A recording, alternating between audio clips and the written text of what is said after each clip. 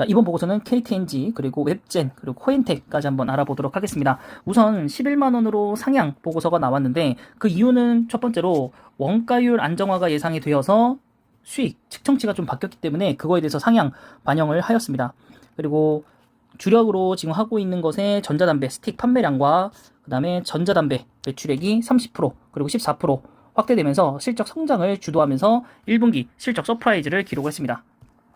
정말 오랜만에 보는 KTNG의 서프라이즈 실적을 좀 볼 수 있겠고, 그 실적을 지금 보아하니 1조 3024억 원 매출액을 올렸고 영업이익은 3342억 원을 올렸습니다.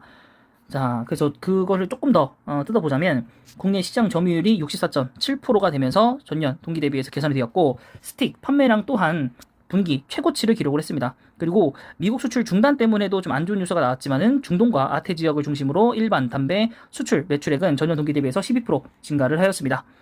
하지만 이제 한국인삼공사의 경우에 내수 매출 부진으로 인해서 전체 매출액이 소폭 하락을 하였습니다. 자, 다음은 웹젠 보시도록 하겠습니다. 자, 1분기 매출액이 644억 원, 영업이익이 135억 원입니다. 자, 신규 매출 기여보다도 다수의 국내외 게임들의 기존 게임들의 자연 감소가 좀 더 클 것으로 보고 있다. 그리고 첫 분기 1평균 매출은 구글 순위를 감안했을 때 7.1위인데 3.5억 원으로 지금 종전 정만치에 대해서 부합할 것으로 보고 있습니다. 그리고 인건비, 그리고 지급 수수료 QOQ로 대폭 증가할 것으로 보고 있고, 또한 론칭에 관련돼서 마케팅비도 좀 QOQ로 대폭 증가할 것으로 보이고 있기 때문에 좀 돈이 좀 줄줄 새 나갈 것 같다라는 게 좀 보이고 있습니다. 자, 지급 수수료 같은 경우에는 4분기에 뮤 아크엔젤 2 한국에서 출시한 거죠. 전분기에서 넘어온 2연 매출의 경우 지급 수수료는 전분기에 회계적으로 기반영되므로 매출 대 비용 미스앤 매치로 매출 대비 지급 수수료 비중이 이례적으로 낮았으며 1분기가 이것에 기저 영향을 좀 받을 것이다 라고 보고 있습니다. 자, 아이템 판매 중 일부는 매출 반영이 이후 분기로 이연이 되면서, 또 반면 플랫폼 수수료는 모두 당분기에 반영이 되는 매출엔 비용 미스매치가 발생할 것으로 보인다. 그러니까 약간 뮤 아크엔젤 2와 뮤 오리진 3가 약간 주고받는 양상, 이렇게 보시면 될 것 같고요. 4월에서 5월 10% 정도 특별 연봉 인상이 이루어지는데 올해 이제 될 것 같다고 합니다. 작년에 하지 않았기 때문에. 자, 그래서 3분기까지 소급 적용하여서 4개월치가 반영이 될 거기 때문에 이 부분은 이제 2분기 실적 반영에 좀 안 좋을 것이다. 그리고 지금도 보시면은 뮤 오리진이 이제 뭐라 그러죠? 출시를 했지만 이것도 이제 다시 이제 자연스럽게 슬슬슬 이제 매출액이 떨어질 거고, 기존의 게임들은 더 많이 떨어질 거고, 근데 특별 연봉 인상 때문에 이런 부가적인 인건비가 더 올라간다면, 안 그래도 지금 지급해야 될 것도 많은데 더 하락을 할 수도 있다라는 지금 얘기로 받아들일 수 있겠고, 다만 3분기에 론칭 예정인 게임이 2가지가 있고요. 그 다음에 나머지 1개도 연내 론칭이 될 가능성이 높기 때문에 3분기, 4분기에 게임이 연달아서 출시가 된다. 하지만 이때 거의 모든 게임 회사가 3, 4분기, 특히 4분기에 게임 출시가 몰릴 가능성이 많기 때문에 그 부분에서는 이게 호재도 아닌 악재도 아닌 애매한 그런 상황이라고 보실 수 있겠습니다. 자, 이제 마지막은 코인텍입니다. 자, 코인텍 같은 경우에 폐기물 회사이고요.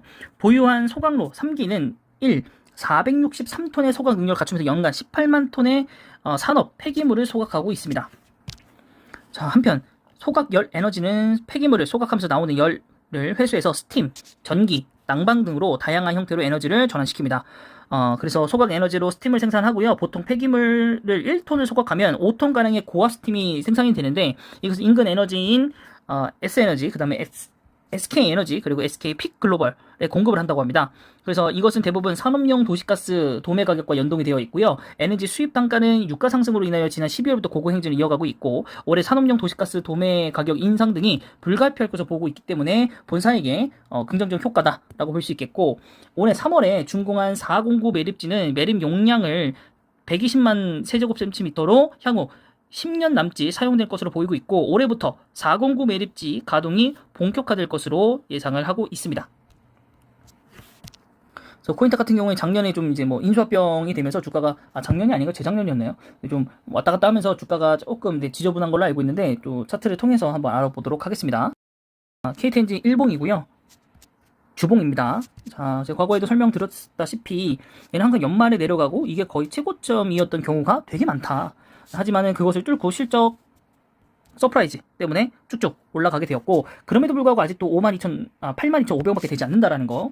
네, 월봉으로 보시면은 사실 거의 뭐 상승한 게 없다라고 보시는 게 맞죠. 네, 여기 상단 부분이 거의 움직인 게 없어요.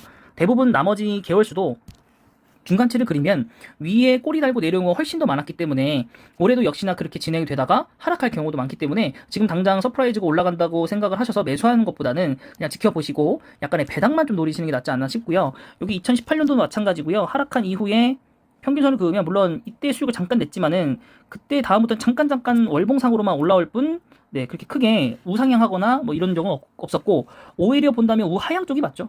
오히려 우하향 쪽이 이렇게 오잖아요, 지금. 네. 그래서 그 부분들 확인해 보시면 될 것 같고, 오히려 이제 2019년에서 2020년은 코로나 함께 역대급으로 이제, 꺾임이 나왔고, 2020년도에서 21년일 때도 하락 꺾인 선이 나왔고, 여기도 꺾인 선이 나왔습니다.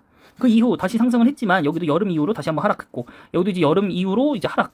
예, 그런 가능성이 크기 때문에 여러분들이 조금은 생각해 보시기 바란다라고 말씀드리겠고, 제가 이 경우는 이제 그것이 알고 싶다라는 시리즈물을 옛날에 좀 했었을 때 뭐라고 말씀드렸냐면, 외국인 지물이 매년 나눠진다. 매년 이 회사가 정말로 엄청 그 외국인 보유율이 많았던 회사인데도 불구하고 41%, 40몇 %였을 때도 주가가 8만 원 이랬었는데 지금 외국인 보유율이 정말 적다.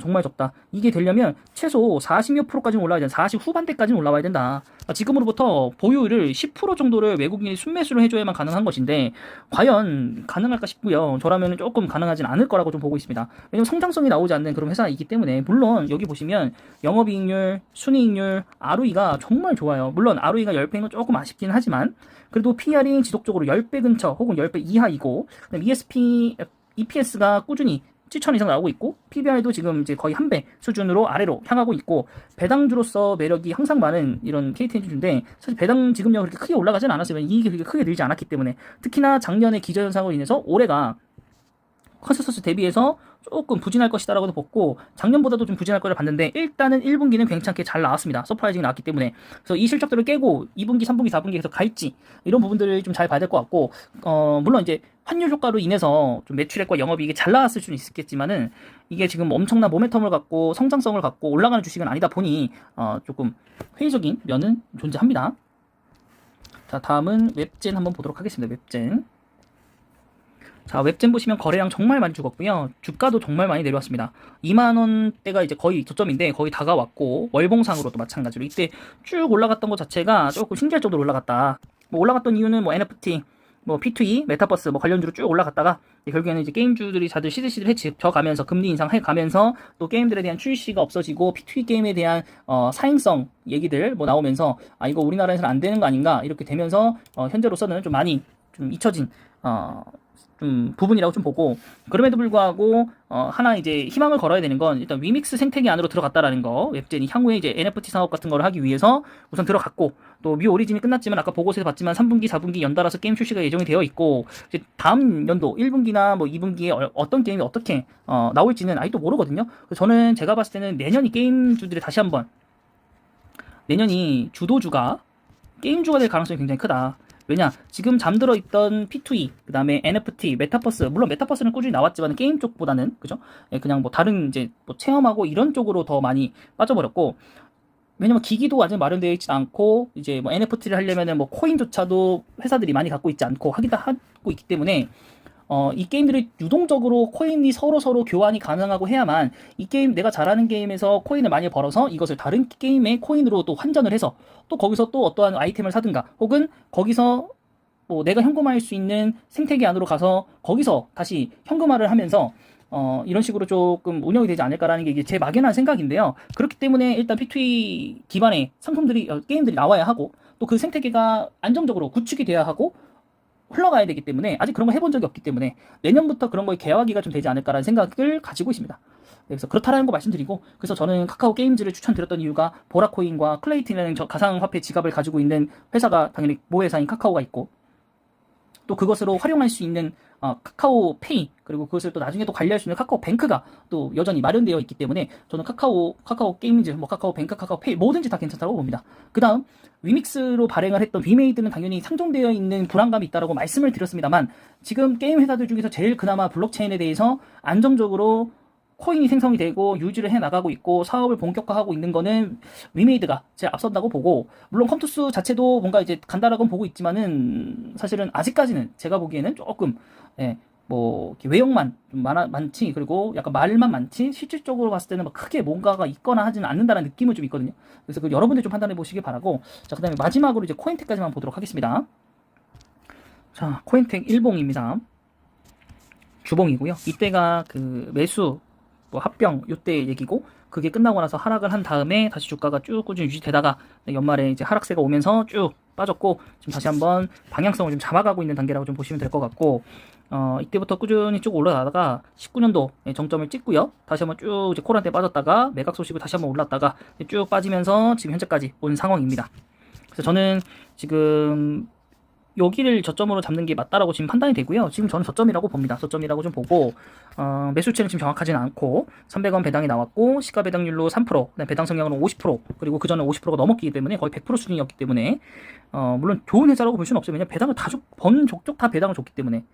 네, 그래서 잉여 자금을 남겨서 이것을 투자를 하고 해야 되는데 뭐 그런 것들은 보이지는 않고, 네, 어쨌든 그렇게 되어 있고, 그렇다고 해서 뭐 매출액이 크게 늘었느냐 뭐 그런 것도 아닙니다. 네, 그런 것도 특히는 아니고, 그래도 뭐 소각 스팀률로 9월달에 나온 뉴스로는 뭐 연 250억을 번다 뭐 이렇게는 나와 있습니다. 그래서 그런 것들은 좀 반영이 돼야 될 것 같고, 근데 앞으로 사업 폐기물 이 업종이 좋아지긴 합니다. 그리고 영업이익률 보세요. 미쳤으면 이거 뭡니까? 영업이익률, 순이익률 거의 미쳤네요. 네. 그래서 아무래도 이쪽 사업이 굉장히 좀 핫하게 될 거예요. 여기랑 여러 가지 회사들이 좀 있죠. 그래서 여기 대형편이 이렇다고 좀 보고요. 저점이라고 판단됩니다, 여러분. 네, 동종업계 한번 보시면 코엔텍 말고 인선 ENT가 있군요. 인선 ENT. 인선 ENT 같은 경우는 이제 모회사가 이제 IS 동서, 그죠? 여기 보시면은 여기도 일봉 좀 어지럽고 주봉 쪽, 네, 전차적으로 좀 낮아져 있고, 월봉상으로 봤을 때도 지금 뭐 바닥권은 아니지만 고점 대비해서는 좀 많이 내려왔다라고 좀 볼 수 있겠고, 여기도 뭐 자사주 처분도 있었고, 네, 뭐 4분기 영역이익이 뭐 전년 대비해서 성장을 했다라고 되어 있지만, 여기 영업이익하고 당기순이익이 사실 코인텍하고 비슷하거든요. 매출액만 좀 딸릴 뿐. 네, 그래서 여기도 보시면 영업이익 순이익이 그만큼 높진 않기 때문에 코인텍 이렇게 보면 코인텍이 좋네요. 인선 ENT 뭐 이쪽도 마찬가지지만 좀 대장주격으로 보던 회사들이 또 뭐가 있죠? 여기 안 나오죠? 여기 안 나오네요.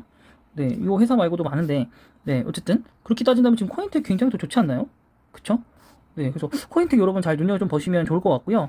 네, 재무제표 쪽으로 봤을 때도 뭐 인선 ENT하고 별 차이가 나지 않음에도 불구하고, 그래서 지금 시가총액은 한 900억 차이 나거든요. 900억이면은 지금 코인텍도 한 10,000원 이상은 올라가도 크게 부방하지 않겠다라는 생각이 좀 듭니다. 네, 그래서 이번 영상은 여기까지고요. 영상이 마음에 드셨다면 구독과 좋아요 그리고 댓글까지 부탁드릴게요.